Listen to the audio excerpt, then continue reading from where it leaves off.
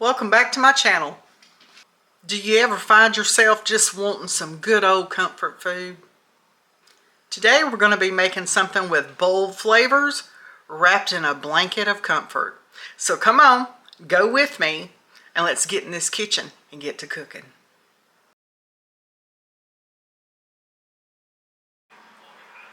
We're going to start this meal off by getting these green beans in a pot and on the stove. Okay, I've got my green beans in a pot, covered them with water. I'm going to add a little pepper.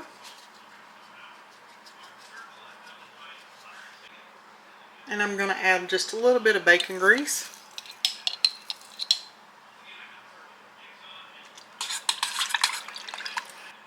Now I'm just going to let this come to a boil, and then we'll cut it down to a low to medium and just let it simmer while we get the rest of the meal going.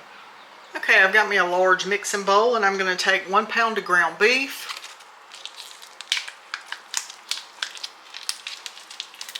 Just put it in your bowl.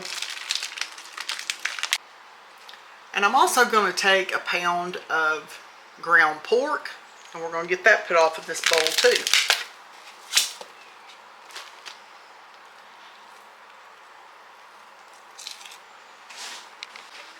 I'm just going to take this little handy dandy thing right here and just break that meat apart. Kind of get it mixed together. Next, I'm just going to season to taste. Now, I'm going to leave you a recipe down in the description box with the recipe for these. But I'm not going by that recipe for my seasoning. I'm just going to put what I want to in it and hope for the best. Next, I'm going to put in some black pepper. You'll hear things in the background. Keith is home, so he's coming in and out and doing things, so that's what you hear. Onion powder. Garlic powder. And this is very optional. I'm going to add just a little bit of red pepper flakes in ours. Me and Keith both like things a little spicy. Not going too crazy with it, but just a little. I'm just going to kind of mix that up with my little meat masher. We're going to get in there with our hands in just a minute, but not just yet. So next I'm going to add in just a little bit of Worcestershire sauce.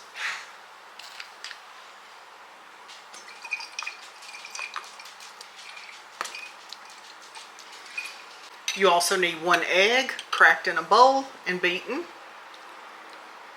You can just add it straight in if you want to, but that's not how I like to do mine. I'm going to kind of get that egg stirred in around in there and that Worcestershire sauce. Okay, we've got one more thing to add to it. I am going to measure this next ingredient. I'm going to be using panko breadcrumbs. Use whatever breadcrumbs you have. It does not have to be panko. I'm going in with 1/2 cup of the panko breadcrumbs. I've got me a plate right here. Now you can use a pan or whatever you want to use. I'll put me some gloves on also. I'm fixing to get my hands in here. And I'm going to get all this mixed up really well.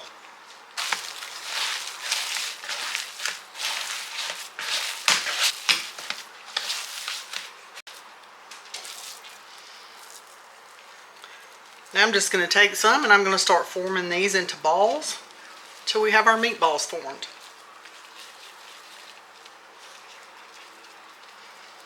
I've got some oil over in an iron skillet on the stove.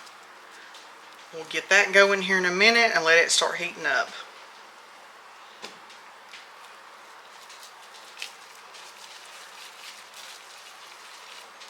Now this is making a lot more than what Keith and I will eat today, but we're making enough that we can cook these up and put them in the freezer for quick meals later. That's the way we like to do things around here a lot of the time.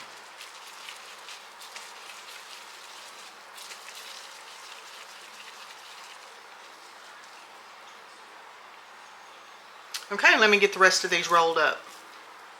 Okay, I've got 26 meatballs. I've got my oil over there heating up already. And we're going to get these started cooking. While these are cooking, we're going to... Go ahead. You hear noise in the background. Keith is measuring our floors. We're going to start some major renovations once he retires, so he is already getting started on the prep for that. Anyway, back to our meatballs. We're going to get these on the stove. I think maybe my oil is hot enough. We're going to go ahead and start getting these meatballs put in the skillet. Now I'm going to do 2 batches because I don't want to bunch them up. Don't want to crowd them out. I'm going to give that oil just another minute before we put the rest of them in. Okay, I think it's ready.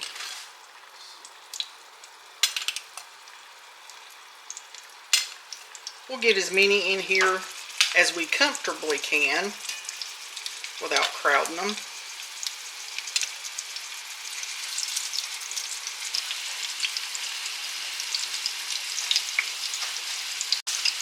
Okay, I think that's half of them. We'll get these started cooking.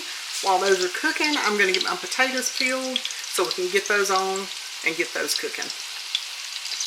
We're going to start turning these.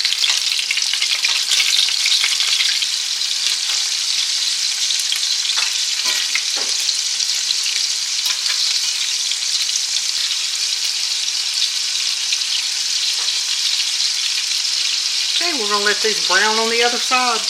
In the meantime, I've got my 4 taters over here in this pot. I've got them peeled.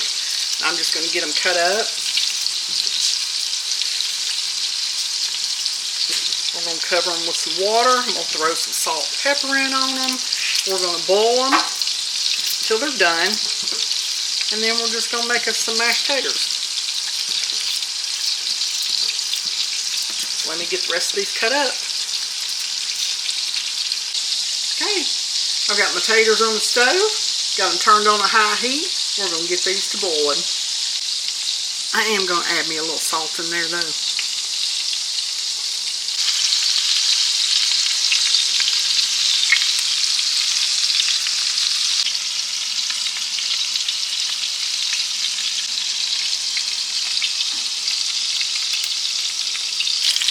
I think this first batch of meatballs is ready to come out.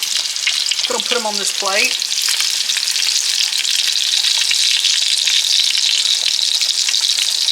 Those look really good. Alright, let me get these out of here and we'll get the next batch put on. Okay, we're going to call these meatballs done. This is the second batch. We're going to put these on this plate with the rest of them. Then we're going to make us a homemade gravy.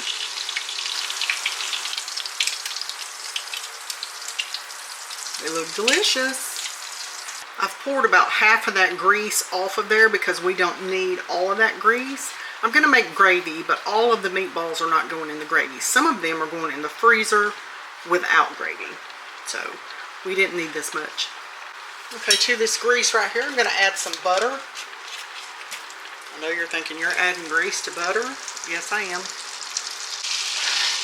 I'm going to take this whisk right here. We got all kind of these nice bits from those meatballs that are down here in this. And that's what's going to flavor this gravy and make it absolutely delicious. Now I'm just going to add in some flour. Whisk that around and start letting that flour cook up and brown up.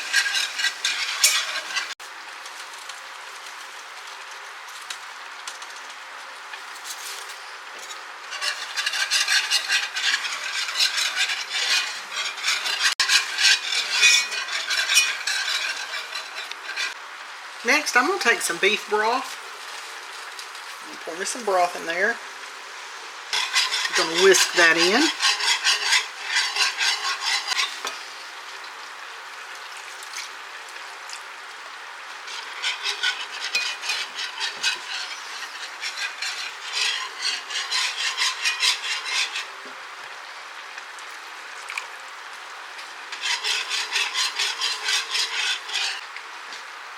Now I'm going to add in just a little bit of Worcestershire sauce.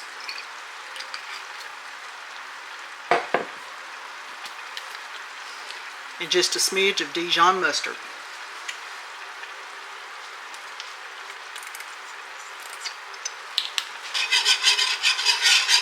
I'm going to whisk that around and get it all incorporated. Now the recipe calls for sour cream, but Keith is not a fan of sour cream, and that's okay. I'm going to use some heavy whipping cream instead. Just going to pour a little off in there, just to make it extra creamy. Just get it all mixed in. That's looking really good. Now we're going to add our meatballs back in. Now I'm not putting them all in, we're just going to put some of them. That should do it. I'm just going to get those stirred around and mixed up in that gravy real good. And then we're going to put a lid on it. And we're going to let it sit here and cook for about 5 to 10 minutes in that gravy. But it's looking delicious. I've had my potatoes turned on low because I didn't want to mash them yet because my meatballs weren't done. So since they're close enough to being finished, we're going to go ahead and get these drained. I'm going to put some butter in them, some milk, some pepper. We're going to get these mashed up.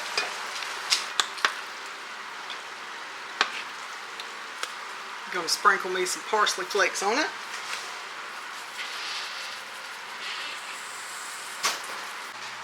And we are going to call these Swedish meatballs done. There's our mashed potatoes and green beans. We're going to get it plated up. We're going to let Keith taste test for you tonight. Keith is taste testing for us. Count. Whole lot of count. A whole lot of count. Whole lot of count, yeah. What was that, meatballs or potatoes? Oh, okay. Potato. Works too. Some of the green beans. Oh, it's hot. Well, All over good? yeah, good. Mean hot. And there you have it. Simple as that. Swedish meatballs. That gravy with those meatballs over those potatoes. Oh, that was so delicious. And you see, I made enough of those meatballs. I put some of those in the freezer. I wanted to make sure I made it worth my time and effort. So now, Keith and I have at least 2 more meals that we can make with meatballs. I also didn't make them Italian. I did that on purpose. I just wanted the plain meatballs so that I can season them and flavor them and put them in any kind of sauce or gravy that I choose to do when we make another meal with them.